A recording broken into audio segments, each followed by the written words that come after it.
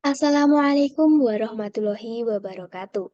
Saya Desi Ayu Sulistyo, NIM 220106444012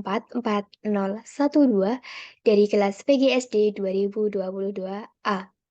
Pada video kali ini, saya akan mempresentasikan tentang RPJMN tahun 2019 hingga 2024 sebagai implementasi paradigma Pancasila dalam pembangunan bangsa.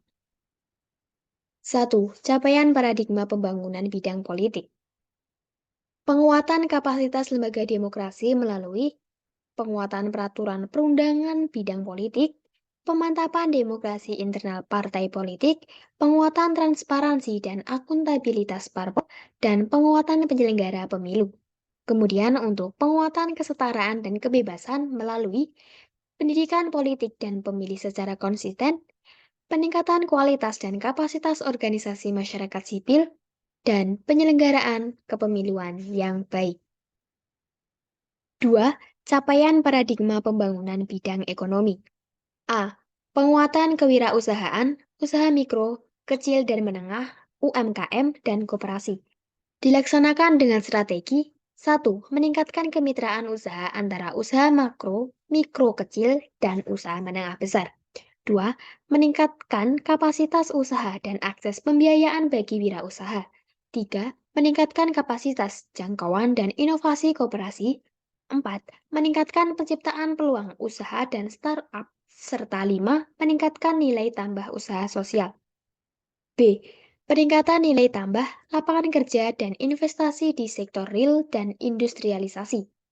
Dilaksanakan dengan strategi 1. Meningkatkan industrialisasi berbasis pengolahan komoditas pertanian, kehutanan, perikanan, kemaritiman, dan non-agro yang terintegrasi hulu hilir.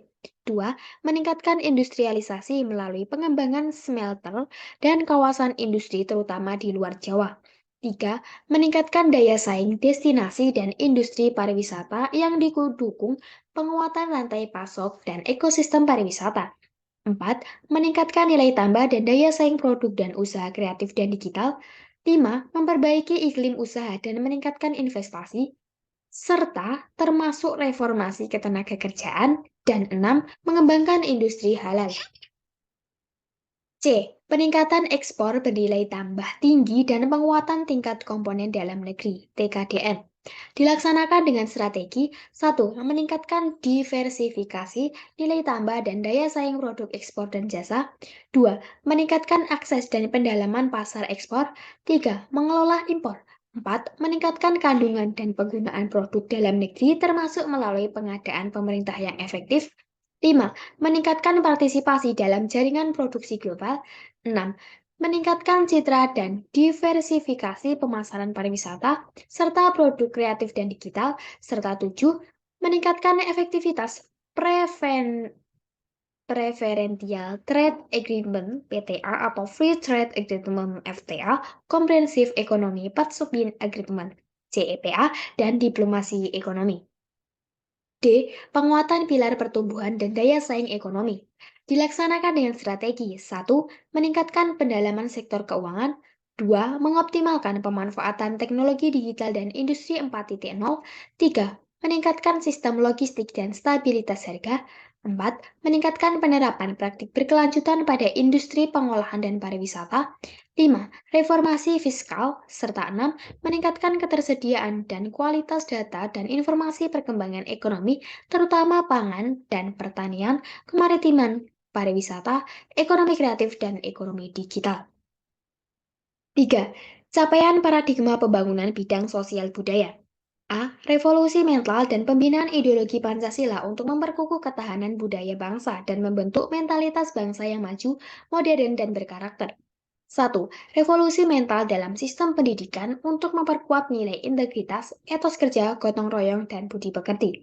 2. Revolusi mental dalam tata kelola pemerintahan untuk penguatan budaya birokrasi yang bersih, melayani, dan responsif.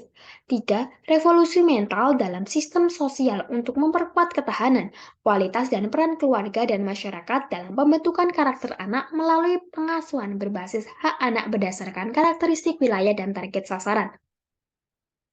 4. Penguatan pusat-pusat perubahan gerakan revolusi mental. 5. Pembangunan dan pembudayaan sistem ekonomi kerakyatan berlandaskan Pancasila.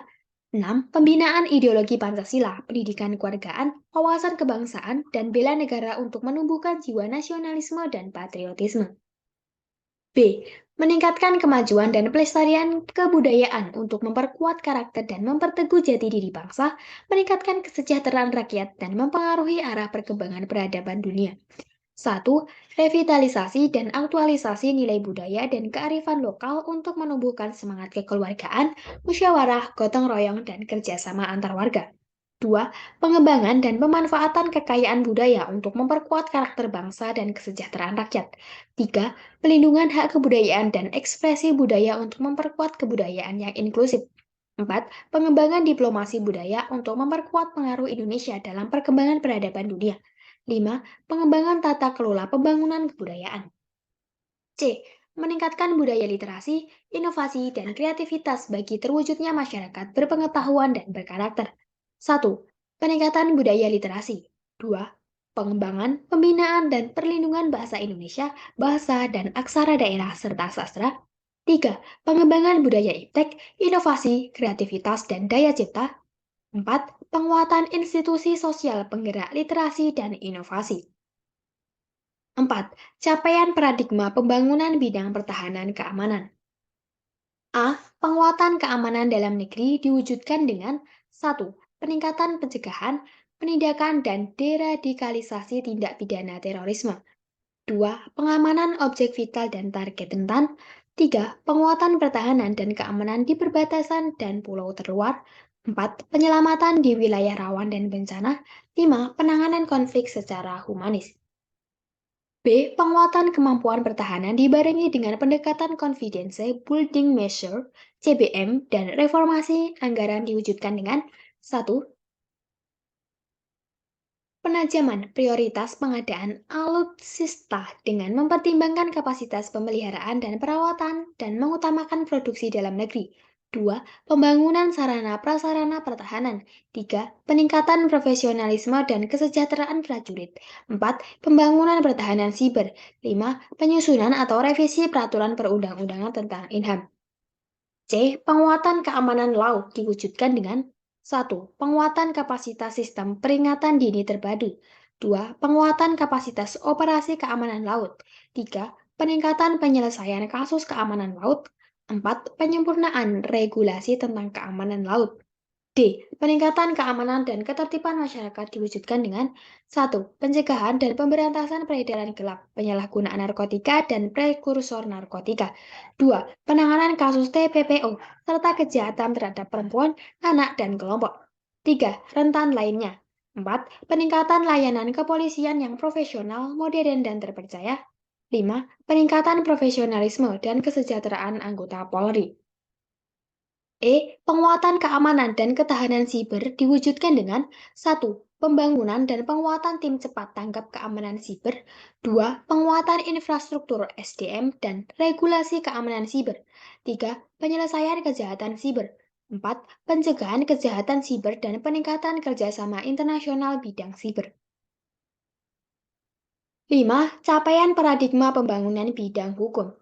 A. Penataan regulasi akan diwujudkan melalui strategi 1. Pembentukan lembaga pengelola regulasi dengan fokus sinkronisasi dengan pemangku kepentingan dalam pembentukan regulasi, integrasi proses monitoring dan evaluasi regulasi, optimalisasi akses dan partisipasi publik dalam penyusunan dan pembentukan regulasi, penguatan harmonisasi dan sinergitas kebijakan dan regulasi, dan dukungan database berbasis teknologi informasi.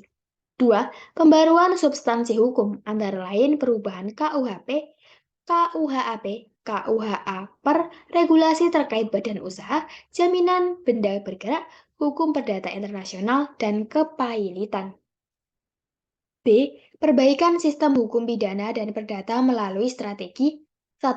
Penyempurnaan hukum ekonomi yang mendukung kemudahan berusaha melalui penyusun regulasi yang mendukung kemudahan berusaha, penguatan sistem berbasis TI dalam pelayanan dan penanganan permasalahan perdata, dan penguatan kelembagaan yang mendukung pelaksanaan eksekusi putusan pengadilan. 2. Penerapan pendekatan keadilan restoratif Melalui optimalisasi penggunaan regulasi yang tersedia dalam peraturan perundang-undangan yang mendukung keadilan restoratif, optimalisasi peran lembaga adat dan lembaga yang terkait dengan alternatif penyelesaian sengketa, mengedepankan upaya pemberian rehabilitasi, kompensasi, dan restitusi bagi korban, termasuk korban pelanggaran hak asasi manusia. 3. Dukungan TI di bidang hukum dan peradilan melalui penyediaan, pengelolaan, serta berbagai pakai data antar penegak hukum, termasuk di dalamnya penguatan pengelolaan database di internal lembaga penegak hukum.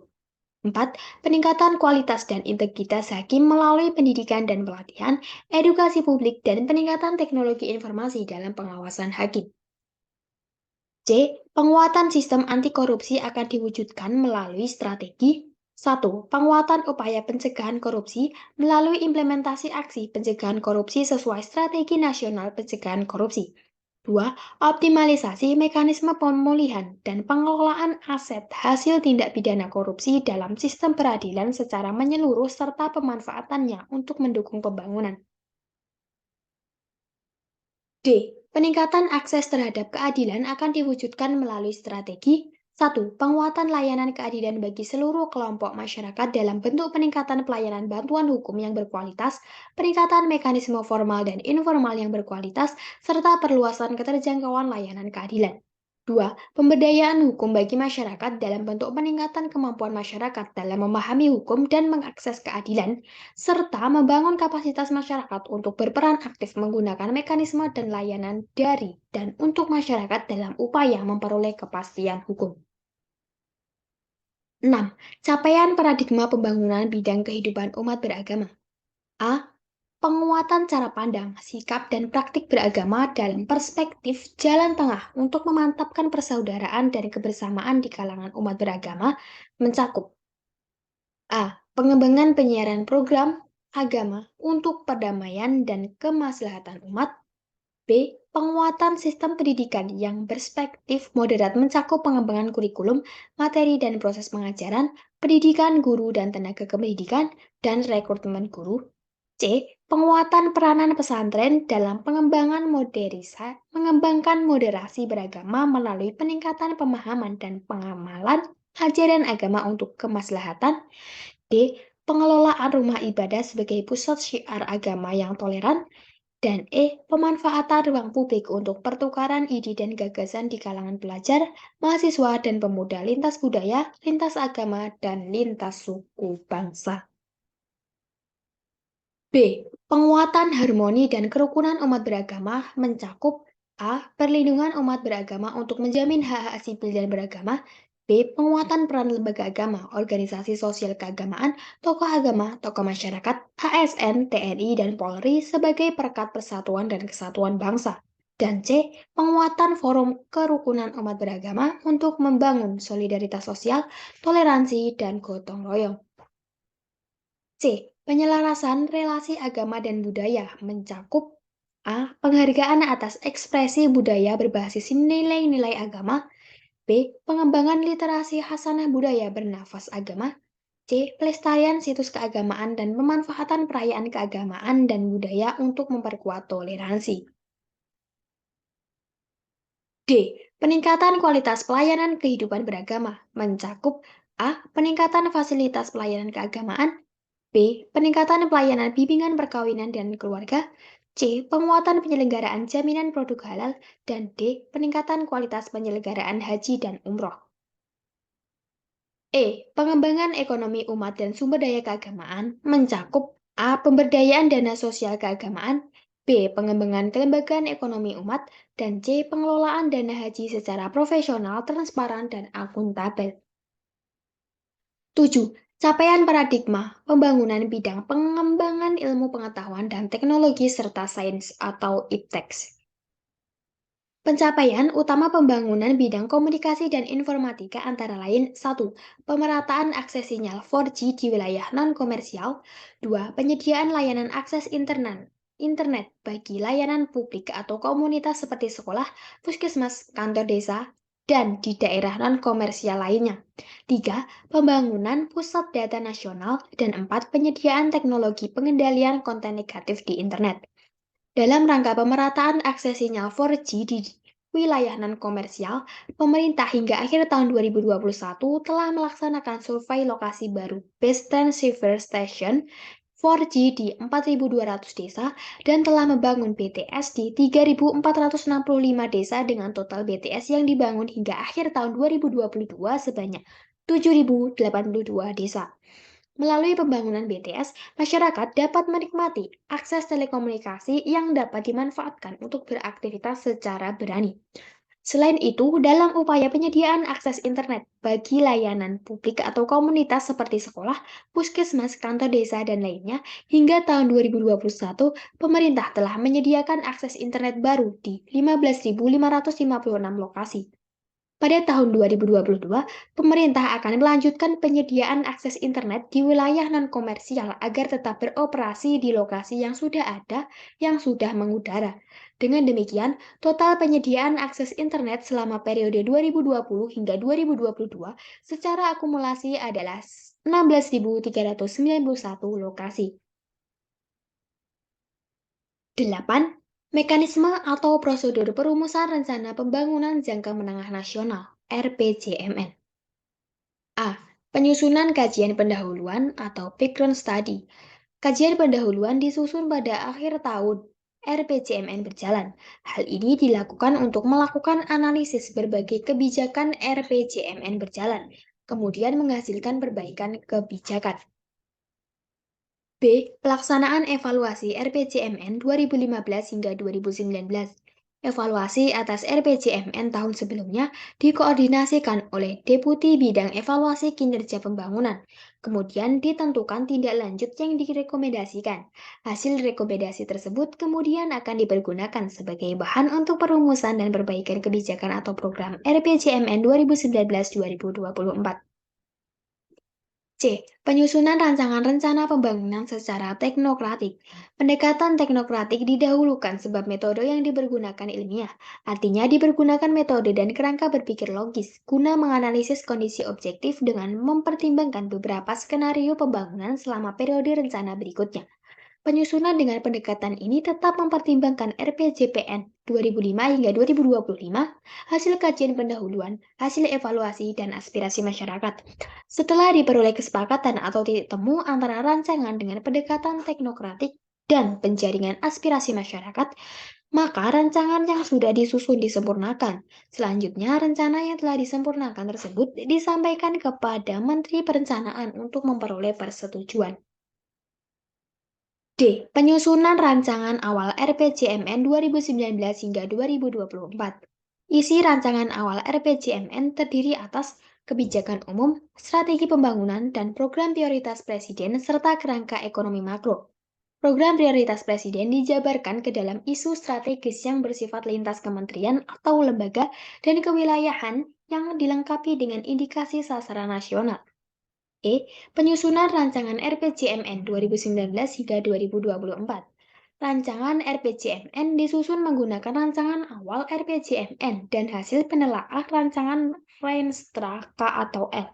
Hasil penelaah rancangan Renstra K atau L digunakan sebagai bahan penyempurnaan rancangan awal RPJMN menjadi rancangan RPJMN dan bahan penyempurnaan rancangan Renstra K atau L.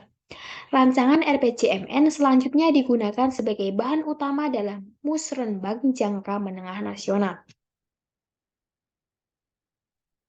F. Penyusunan rancangan akhir RPJMN 2019 hingga 2024. Setelah pelaksanaan Musrenbang Jangka Menengah Nasional, maka rancangan akhir RPJMN disusun. Susunan rancangan akhir RPJMN tentu saja berdasarkan hasil Musrenbang tersebut. Selanjutnya dibahas dalam sidang kabinet untuk penyempurnaan. 8 atau G. Penetapan RPJMN 2019 hingga 2024. Rancangan akhir RPJMN yang telah disempurnakan ditetapkan menjadi RPJMN dengan peraturan Presiden. Rancangan akhir RPJMN ditetapkan paling lambat 3 bulan setelah Presiden dilantik. H. Pelaksanaan sosialisasi RPJMN 2019 hingga 2024. Setelah penetapan RPJMN, maka tugas Kementerian Perencanaan dan Bappenas untuk melaksanakan sosialisasi.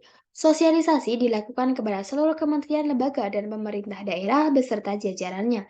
Setelah sosialisasi, maka tugas pada KKTOL dan pemerintah daerah untuk menyusun RPJMD bagi lembaga dan daerahnya masing-masing. Demikian yang dapat saya sampaikan. Ada kurangnya saya mohon maaf. Akhir kata, wassalamualaikum warahmatullahi wabarakatuh.